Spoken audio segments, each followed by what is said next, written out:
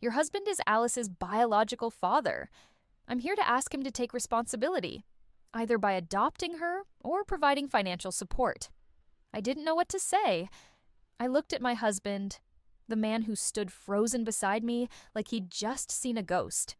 His face had gone pale, his eyes wide, and then he started gasping for breath, gripping the side of the chair like he was about to collapse. I'd never seen him panic like that. Not just shocked, not pretending, but in full, raw, paralyzing panic. He couldn't even speak. The conversation had to end abruptly. Alexis left, and I was left standing there, completely disoriented. My husband, he locked himself in our bedroom and didn't say a word for hours. And when he finally did, every word felt like a knife to my heart. 3 years ago, we threw a housewarming party at our dream home. The first house we ever owned, after years of me grinding through medical residency. That night, Alice, my best friend since elementary school, had come to celebrate too. But I got called in for an emergency night shift and didn't get home until 3 a.m. The party was over. Alice had already left. My husband was asleep upstairs. I remember thinking simply, he must have been tired and went to bed early. I never questioned anything until his confession today. He said, "I woke up in the middle of the night and someone was on top of me. It was Alice, but I was so disoriented I couldn't push her away." Then I blacked out. I just sat there, stunned. "I think I was raped," he whispered. "But I never told anyone. I was scared you wouldn't believe me. I was scared I'd lose you." He even pulled out his phone and showed me an old message he'd sent to a close friend. "I think someone did something to me last night. I'm not sure, but it didn't feel right." But not a single word in that message mentioned Alice. Not one line confirmed it was her. And that, more than anything, is what broke me. Was this message real? Or was it just a piece of a story he crafted long ago, in case he ever got caught? I imagined the child. The eyes, the mouth, those tiny little fingers. Could she be the result of one night of betrayal? Or worse, a child born from an act of violence that no one would ever admit. And the worst part? Alice is gone. She passed away just 6 months ago, after nearly 2 brutal years battling cancer. I had been by her side in her final days, holding her hand, wiping her tears. And now her name is the one haunting me every hour of every day. I started replaying every visit she made to our home, every hug, every ambiguous comment. Had I missed something? Were all those times my husband conveniently had to step out whenever Alice came over really just coincidence? I used to believe that Alice was the one person I could trust with my soul. But now, even in death, her presence is tearing apart the marriage I fought so hard to protect. And the most painful part is, I don't know who to believe. I don't know if the betrayer is my husband or the best friend I thought I knew better than anyone. And from that moment on, everything I believed in started to crumble. When a child stood at our doorstep, a child who might be the flesh and blood of the man I once called my everything, or a living reminder of a trauma too dark to face.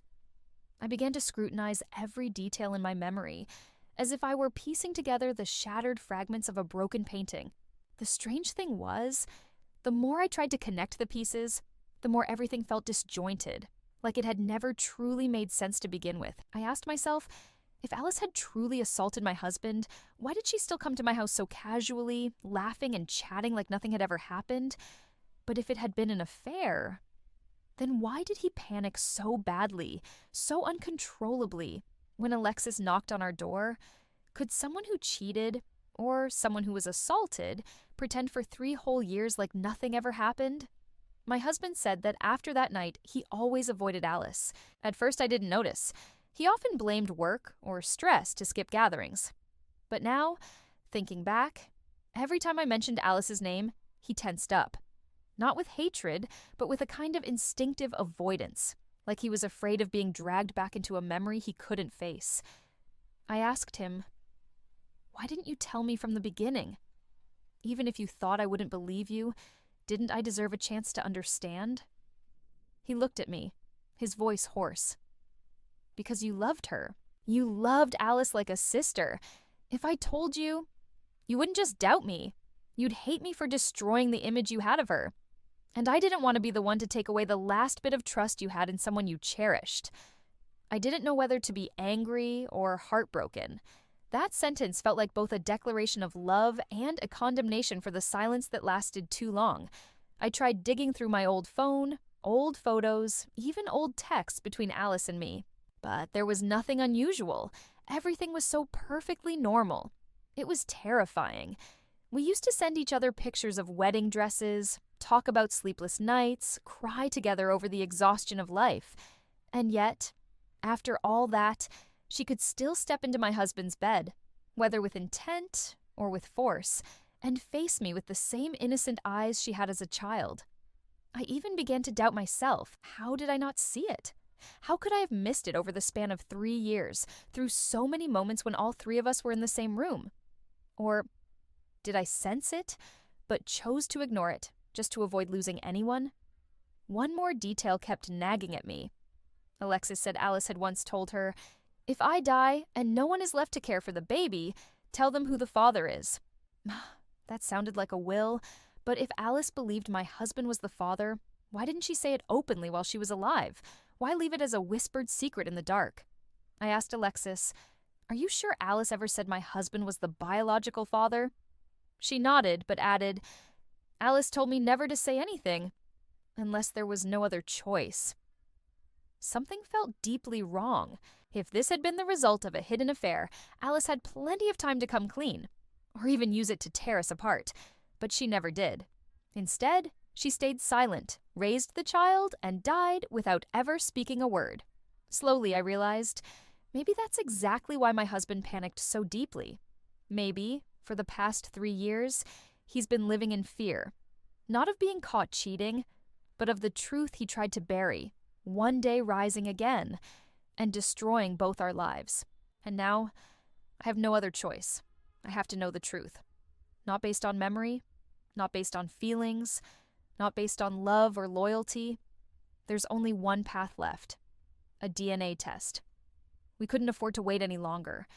I myself, after everything that had happened, couldn't keep living in a fog of vague assumptions and masks that had never truly come off. Whatever the outcome, I needed to know. And my husband, even though he tried to appear calm on the outside, I could tell.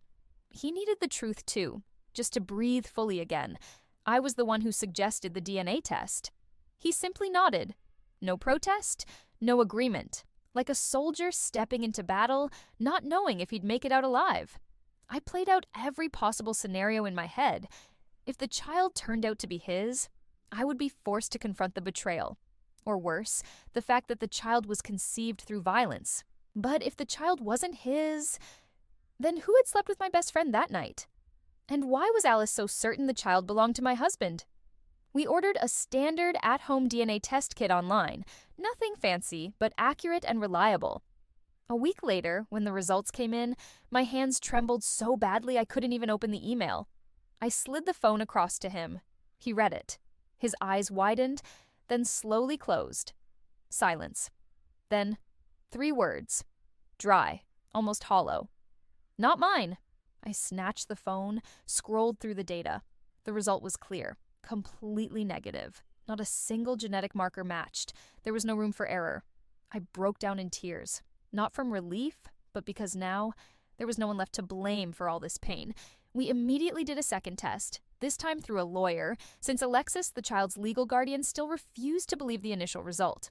She filed for child support, claiming Alice had confirmed that my husband was the father. But the second test said the exact same thing. Completely negative. And that's when the pieces started to fall into place.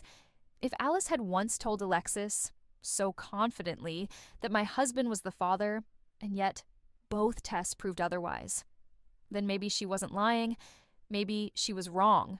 She believed the child was his. Because that night, she had intended it to be. And she failed. Which meant she didn't just rape my husband, she tried to get pregnant on purpose, as a way to bind him to her forever. A silent contract, a manipulative tether disguised as fate, a legacy of control, dressed up like a tragic accident. She didn't just betray me, she twisted the truth into a curse, one that would outlive her. I could hardly breathe as I recalled all the times Alice had come to our house, smiling, holding that baby, calling me her dearest sister. She sat at my table, asked about my work, laughed about her daughter learning to walk, while staring at my husband like she was reminding him of something. Not love. Power. I looked at my husband. He sat frozen, hands clenched tightly together, like a rope had finally been untied from his neck after 3 years. But his eyes, they didn't light up like someone proven innocent. They looked like someone realizing he'd carried a wound too deep to ever fully heal. We didn't talk much that day, but we both knew one thing for sure. From now on, we owed nothing more to the past. And if anything could still survive the wreckage of all the shattered doubt, it would be trust. Slowly, painfully, being rebuilt from the ruins. After receiving the second DNA test results, my husband and I sat in silence in the car, parked in front of our house, for nearly an hour. Not a single word was spoken. Contrary to what I had always imagined, that the truth would set me free from suffering, what filled me instead was a hollow emptiness that reached all the way down to my bones. Turns out, some truths, once revealed, don't bring relief. They just make you realize the greatest pain is knowing there will be no revenge, no confrontation, no justice, because the person who caused it all is dead. Alice is gone, and she took every excuse, every explanation, with her to the grave, leaving us in the eye of a storm that was never given a name. I couldn't bear to look at that child again, not because she had done anything wrong, but because her eyes, still so young, so unaware, somehow echoed the memories of Alice holding her, standing at my doorstep, calling me auntie in that sickeningly sweet voice. She had used that child as a tether, like a sharp hook stabbed straight into our hearts every time she brought her around. We spent a long time considering whether we should take her in, even though she wasn't biologically ours. But the more we thought about it, the more we understood. We owed Alice nothing. No love, no kindness, and absolutely no responsibility for a life she tried to weaponize against us. My husband was clear. I will provide financial support for as long as the court mandates, but I don't want any connection to that child's life. I can't look at her without remembering what happened. I'm not strong enough to love a child born out of such filthy manipulation. I understood, and I agreed. We sent notice through our attorney, officially declining guardianship, and requested that Alexis cease all contact. She fought back hard. He even came crying at our doorstep once, begging. But I didn't open the door. Some wounds can't be healed by tears, especially when the tears come too late, and from the wrong person. In the months that followed, we lived more quietly. I took a leave of absence from the hospital. My husband transitioned to remote work, limiting all unnecessary interactions. Every morning I woke up feeling like a storm survivor, our roof still intact, but everything inside broken and scattered. We started couples therapy. In our first session, neither of us said a word, but then the therapist asked, "Do you still trust the person sitting beside you?" I turned to look at him, the man I once suspected, once kicked out of our home when he needed me most. And I answered, "Yes, but we're both learning how to hold on to that again." And that's the truth. We're learning everything from scratch. How to hold each other's hands without trembling. How to listen without defense. How to call each other us without flinching at the sound. I don't know if we'll ever fully recover. Some wounds never really heal. They just teach you how to live with scars. But what I do know is this. We're still choosing each other. Still choosing to stay. Even if our memories have been torn apart. Even if our dreams once bled, we will rebuild, not on the old foundations, but on truth. Raw, unforgiving, honest. And sometimes, forgiveness doesn't mean forgetting. It simply means looking straight at the pain and saying, "I'm not leaving." We once believed that peace had permanently abandoned our lives, but sometimes life offers strange forms of comfort, not through explanations, not through justice, but through a tiny spark of life that arrives just when your heart feels like it has nothing left to beat for. I found out I was pregnant on a quiet Saturday morning. That test, with its two bold red lines, didn't just confirm a heartbeat, it felt like a message from fate. Life goes on, and it doesn't only take, it gives. I sank to the bathroom floor in tears, not out of fear, but because for the first time in months, I felt like I'd been given permission to begin again. My husband held me for a long time when I showed him the result. He didn't speak. He just placed his hand on my belly, his hand trembling slightly, just like it did the first time he held mine on our wedding day. And in that moment, I knew. All the fear he had carried, all the trauma he had buried, was being replaced by something we thought we'd lost forever. Hope. In the weeks that followed, we poured our hearts into preparing for our daughter's arrival. Our first child, truly born of us both. The therapy sessions continued, but they no longer felt so heavy. Now, the question was no longer, how do we survive the shock? But rather, how do we become the kind of people this child deserves? And we agreed on one thing.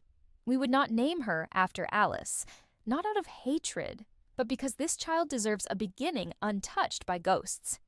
She is not here to replace, or to redeem, or to repair.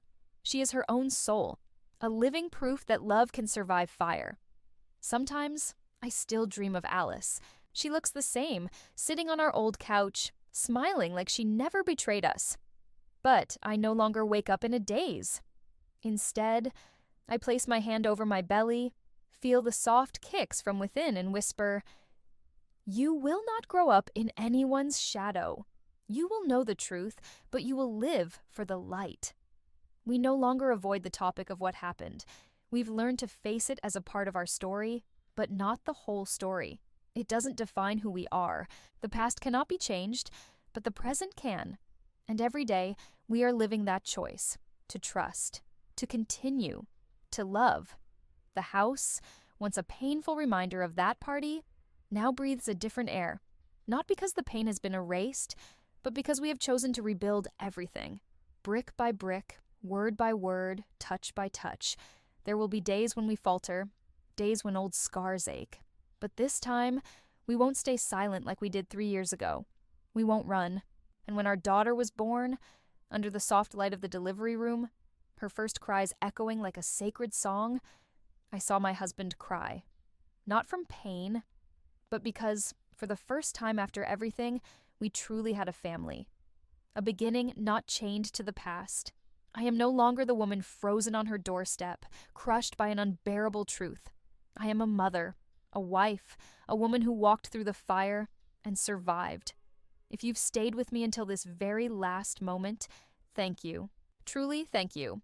Not because my story is more special than anyone else's, but because you took the time to witness a truth that many people would rather turn away from.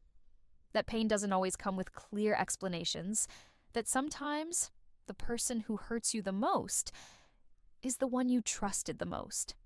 And that forgiveness isn't about forgetting. It's about learning how to live again. With the truth, with the scars, and with whatever compassion remains in your heart. I didn't share all of this to seek pity. I shared it because I know there might be someone out there like me, lost in a storm of emotions, doubting their own worth, and waiting for something, anything, to begin again. If that someone is you, I just want you to know, you are not alone. And you deserve a new chapter, a clean, clear one, not written by someone else's mistakes, but by the quiet strength you've carried through all your darkest days. Thank you for being here. And if you have something to share, I'm always ready to listen. We've endured too much in silence. It's time to learn how to heal together. That's the end of this story. If it touched you in any way, please leave a comment, like, share, or subscribe to our channel. Your support gives us the motivation to create more heartfelt videos. Thank you for listening, and until next time, take care.